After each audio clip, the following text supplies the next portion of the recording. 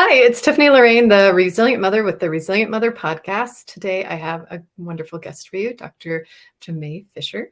She is leading Lavishly PR and Image, which I'll let her explain a little bit more here in a minute. Today we will be talking about love as the center, resilient love, and the power of that in our lives. Please tell us about you and what you do. Thank you, Lorraine. I'm so happy to be here. This is such an amazing audience you have, and your message is so strong. Again, I am Dr. Jamay Fisher. People just generally just call me Jamay because it's shorter.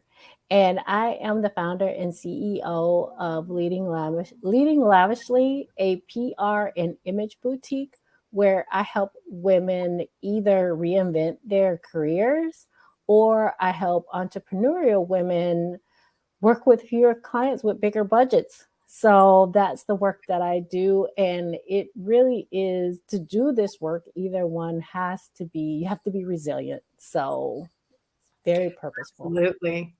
How would you define resilience? I find everyone defines it a little bit differently. I define resilience, it is an emotional journey.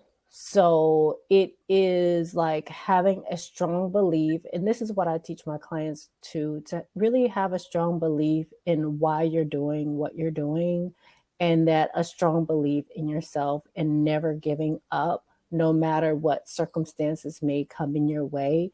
So being very purposeful in living that purpose driven life, and that is what resiliency is to me, and is so critically needed everywhere all the time. Now we have an ever-changing world today, and many seem to lack the creativity to realize that it's not a defeat with change. The changes that are coming with things like AI and just how the world turned upside down the last few years are just all opportunities. And when we're resilient, we can really see that we can evolve, we can change, we can become more with whatever's in front of us and whatever we face. And so I think you put that so well. And as Thank today we're you. talking about love, and love is the center to be resilient, because a lot of resilience comes from the inside. So, how would you define love and resilient love, putting the two together? Yes, it is such a beautiful combination, because when we are resilient, it is never giving up and remembering our purpose. But it's more than just the action, it's the emotion, the unconditional love Mm. behind that. And it's similar to what I do in my work and how I help other women be resilient too, is to love what you're doing. So love what you offer to the world and how you help people. And love the people you help unconditionally, because they're going to show up however they show up. And it's a beautiful thing, and that's okay, and nothing is wrong. And also having that unconditional love for ourselves, and accepting, our own mistakes, and being there for ourselves, and thinking about how we frame mistakes too. Like, they don't have to be bad. It's all a learning experience. So it's kind of like the triad, like what I use in my work. It is a resiliency, it is a passion, and is a love for the work. So Do you have an example of a time when you were resilient, or resilient love played a key role in who you've become and what you do? yes, because I grew up in like a low social economic situation. Like, we experienced as a child, when I was a child, we experienced homelessness, we lived in government housing, and children are very resilient, but we have to teach kids that no matter what situation you're coming from, how can this benefit you? So from those things, experiencing homelessness as a child, it taught me how to have a lot of grit as an adult. And I was the first person in my family to not only be the first generation college graduate, but I went on to get my PhD.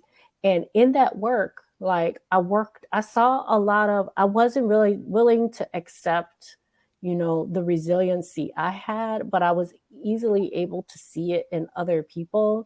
And that's why I mean, my background is in politics, and I worked on Capitol Hill, and I witnessed a lot of burnout on Capitol Hill in politicians and in the staff, and the people who work to support the constituents that they serve. And it's a lot of burnout there. And I saw it really quickly in other people. And I think it's because of how we overcame as a family experiencing homelessness. I was able to see, like, when other people were suffering from burnout and the importance of resilience, because we can't let our light shine and help other people or ourselves without thinking about, how we are loving ourselves and unconditionally and the communities that we serve. And when we're not helping to build resilience and grit in ourselves, we're not able to show up for other people. And sometimes that is what was happening in the burnout that I noticed. And then I started to experience it myself. So I I was working in politics and I had an anxiety attack. I didn't know what it was. I'm like, what's happening? What is this? And I finally learned at that point, you know, we give so much, especially many of us who are conditioned as women, we're taught to be givers and to give a lot. But that's when I learned the importance of loving myself and being resilient and an unconditional love. It was when I had the anxiety attack because I was suffering from burnout. So being resilient and having that unconditional love and that resiliency in how we do our work and working from inside the home or outside the home. It doesn't matter if you work in the home or outside the home, it still all applies. Yeah, you So can't give from an empty cup. You have to make sure you're doing the things that fill you up so that you have something to give and reserves to give as well. And love is so powerful because it can help us do things that we may have never done before. And I think mothers can really relate to burnout. And the last summit I did, this came up a lot about making sure your cup is full, but also putting your oxygen mask on first before you go try to rescue others or take care of others. You've got to make sure that your basic needs are met.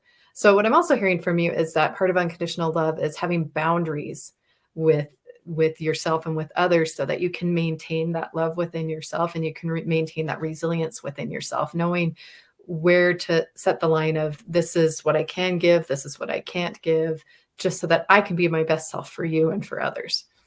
yeah, and setting up boundaries not as a form of punishment, but as a form of love. Yeah. So I'm setting this boundary as a way to show you how much I respect you and to show myself how much I love myself. So setting the boundary from a place of unconditional love is really the place to do it, because I know a lot of people who, women in particular, who create boundaries for like family members and people like that as a way to punish them. And that never serves anybody. It doesn't serve the people that you love, it doesn't serve you.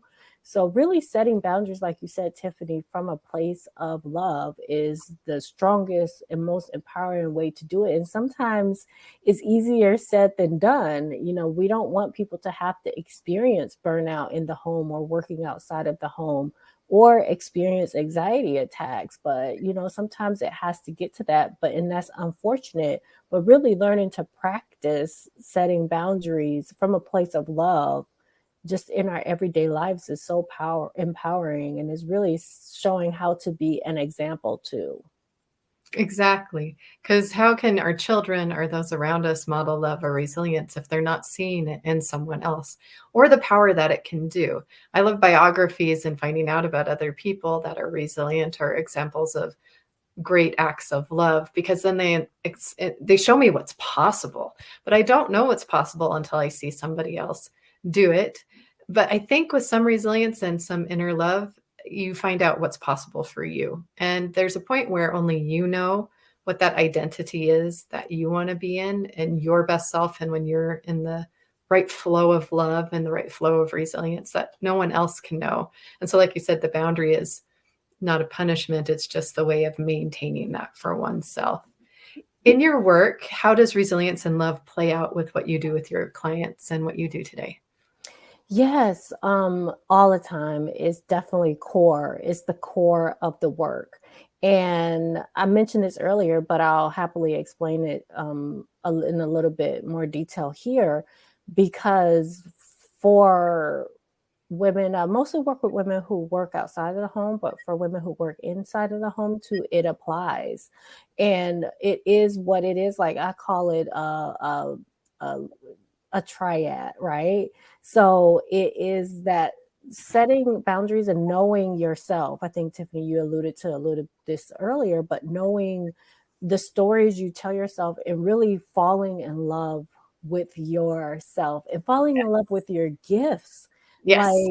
Like saying, oh, this is my gift, and don't try to resist it because I did that. It doesn't work. Does not Same work. here. Don't do it.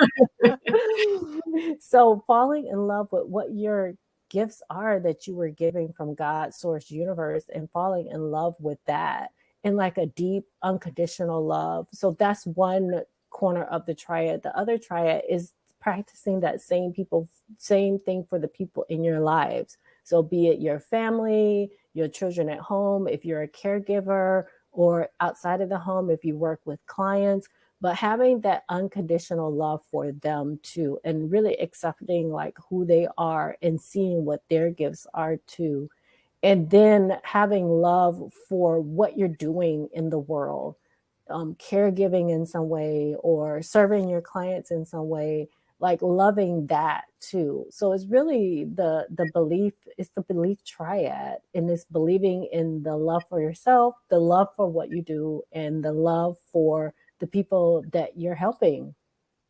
Do you have a client who's a great example of who got some beautiful results from this method that you use? Yes. So she worked in sales for a long time, and she has an entrepreneurial spirit, but she did not want to approach sales from a way that is like what we typically think of, like the car salesperson or like graspy or pushy or things like that.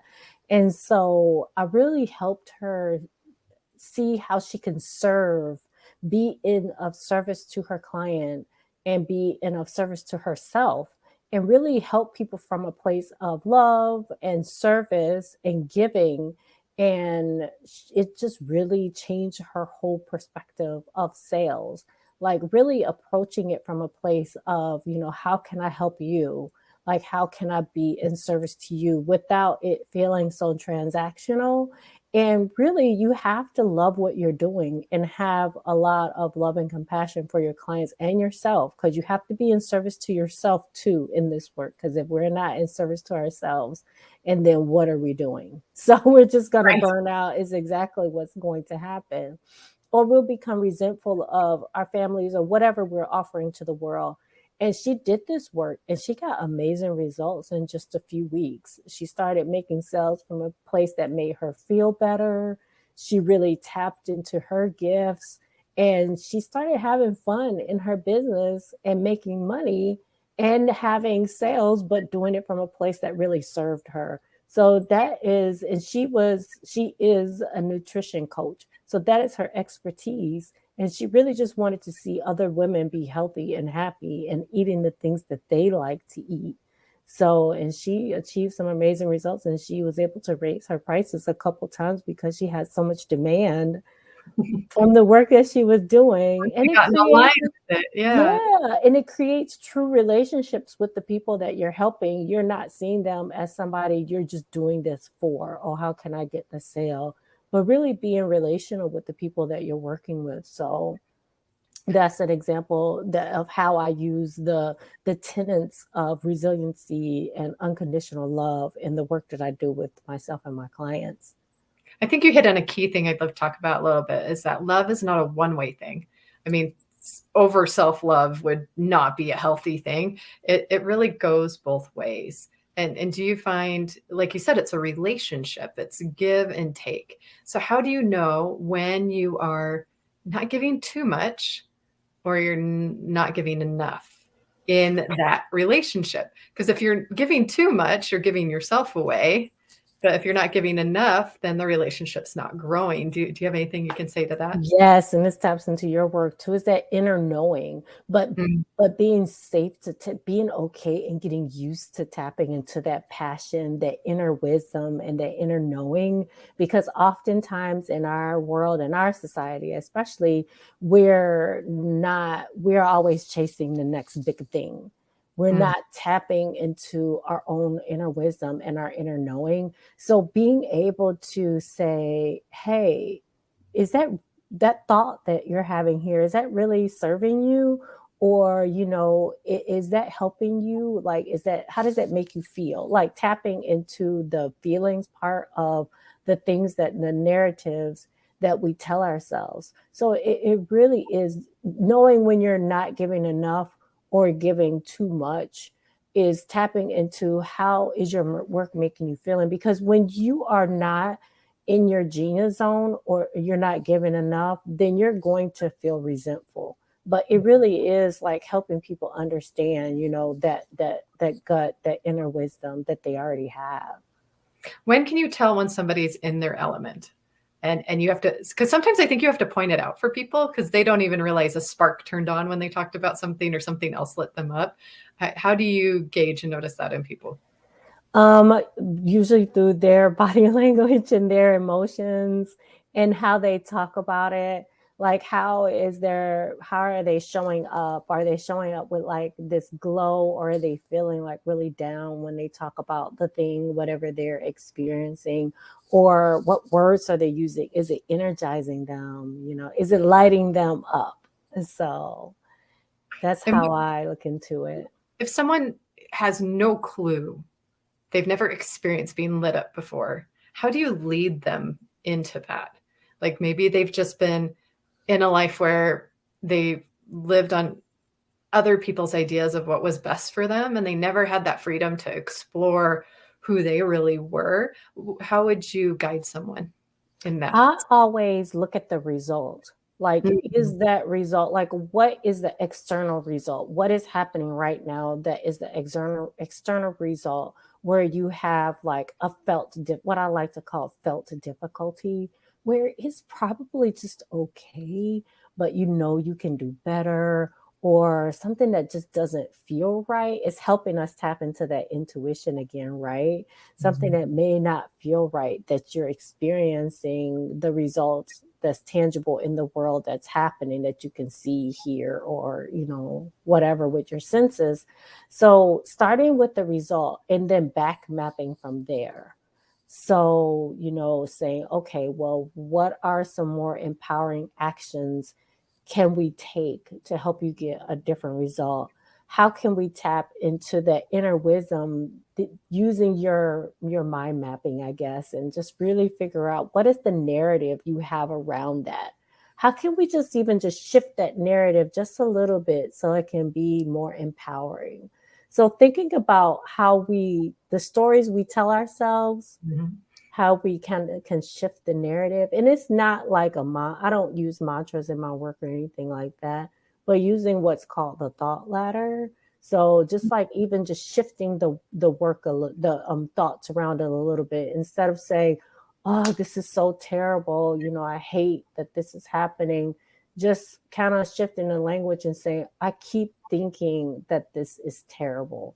Maybe there is something else I can think about this instead. Maybe I can come at this in a more neutral way, because then it helps to calm our sympathetic nervous system down. It helps to calm us down a little bit so we can get more creative and Mhm. and then when we get more creative, what do? We start having more fun. We get new ideas, and then ultimately that impacts the result, and the result changes as a consequence of doing this work. So it really is like a mapping of what is the external result that you want, or what are you noticing that just doesn't feel quite right. So And so much of it is awareness and being in tune with our feelings. I think before COVID and this change in lifestyle and wanting a holistic lifestyle in our work and in the life that we do, we had a lot of pushing. Just push, just work hard, just push, just push. And some people, I think, got completely detached from their emotions or the fact that they were human and were just going through the motions. And there are people that still just go through the motions. So what you're saying is, in order to know what you really love and to really know your own resilience, you got to slow down and you got to look and you got to take stock and inventory on what's working and what's not working, and pay attention to those moments so you know which ones to build, which things to keep, and let go of the things that do not serve you, because they're just draining you and they're never going to serve you. So why keep putting up with it? So, Exactly. Yes. And when people just kind of cope and put up with things, it really just chips away at their brilliance. mhm. It chips away at the life that they know that they really want, and living the life that is more aligned to who they believe they are called to be. Yeah. So And we yeah. are meant to be love. That's the Yeah. one thing that we need more of in the world, is just to realize that we can be love and create more love. And there's enough love to go around in the universe. And it's very powerful. It can really change people's lives for the better. And the more we give people permission to step into that and be examples of that, we'll have a new humanity, and we'll be more true to who our great potential is that we are meant to be. Do you have anyone that you admire that has a great resilience story or a great love story that you'd like to share? Um, there's so many people. Who can I think of right now? Of course, as always, my mother. So, um, she really had, she, how can I start? She lost her brother at a really young age. They were children, and he had an aneurysm, and she was the last person that he was with. As when they were kids, they were playing, and he had an aneurysm and he died at a really young age, and it really left a profound impact on her. She she went on to graduate from high school. She had a lot of trials when she was growing up. She grew up in central Illinois, what I like to call the middle of the cornfields, because that's where I was born at too. And but and then she started her family what a lot of people might consider young, which is 19. She was pregnant with me at 19, and she got married young. But she always wanted to go to college. No one in her family went to college, and she always loved books, and she always loved learning, and she always wanted to go to college. So when we were kids, she would always have books in our home, and we had like we didn't have much, but we had a house when we didn't lose. The times we had a house, we had books. We always had books when we had a home. And I remember at some point she even invested in like in a set of encyclopedias back in the old days when Those. when people would knock on your door and sell you encyclopedias. Yes. Now they're worth a lot of money when you go to some book dealers, the sets Oh, of wow. encyclopedias. I'm like, I wish I had to save those. So Right. Who knew? Right. who would have ever imagined? But she had mental illnesses, and like had she suffered from several mental illnesses when she was a teenager, and her family didn't know like what that meant. And people know more now about mental illnesses and mental health than they did back then, but her family didn't know exactly what to do. They were very worried for her, and I think that that's why in my interpretation is that's why she got married so young, is because her family kind of influenced her because they thought it might help her. So Mhm. they were doing it in a way to help, I think, protect her. And we went through a lot, and she taught me a lot about trials and triumphs. She taught me a lot about celebration. I mean, she celebrated hard because we went through a lot. So, I mean, in addition to like, just living in government housing and, subsidized housing apartments back then, like in the 80s and 90s, and we experienced a lot of violence in the home. Like we experienced, she was battered when we were kids and we were home to experience that, but she survived and she triumphed through all of that. So, because there's so many people who experience domestic violence that don't go on to tell the story about it. So she really influenced like what what it means to be resilient and to survive and to be and to thrive despite, you know, her health conditions and things like that. So I would say she is my most inspirational story, and she is the smartest person I know. She's so smart. She's the smartest person I know. So definitely my mom. And now look at you, Dr. PhD, Yeah. fulfilled everything she could have ever hoped for, but she had that hope for herself and she passed that on to you. And I think that's what resilient love really is wanting the best for others and bringing it out in them and giving them permission to thrive. And I don't think there's a better example of that than a loving mother that despite everything made sure you felt loved and showed you what it is to be resilient. And how wonderful that it served you the way that it has. There was a time I worried about my kids coming from a culture that really wants you to be a traditional family. And that's beautiful when it works out, but that's not my story. And that's not my kid's story now. And I worried about that until somebody pointed out, and I started doing these interviews and talking to other mothers and children who've been through divorce and finding out that sometimes it's the best blessing for them because it has taught them a reality of life and to understand that failure is not fatal and that sometimes life is hard and sometimes life isn't what we thought it was going to be, but resilience is making the most of it. And there's still love in the struggle. There's still opportunity to give love, to be loved, and to be resilient no matter what you face. And I think that that is what the one thing that we were taught from her, and we grew up in a Baptist church and taught in the church and taught through our spiritual journeys that, you know, love is the root of what is this what thrives. It's what keeps us going. So Absolutely. And if it's our center, there's no reason why we won't go on to thrive resiliently. that's So right. thank you for your time and for being on today. I love this discussion that we had today. I think it'll really serve the audience that listens to it. Thank you for being here, those that are listening. Where can people find you if they would like to work with you and find out what you're up to these days? Sure. People can find me on my Instagram.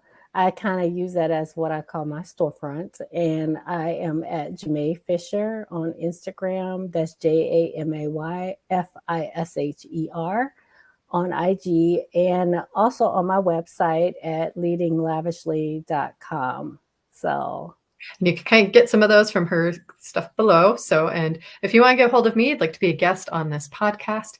If you're looking for some resilient coaching or parenting tips, feel free to contact me as well. I'd be happy to work with you and we could do a one-on-one, or there will be some group offerings coming in the future. So stay tuned. Thank you guys, and we'll see you next time.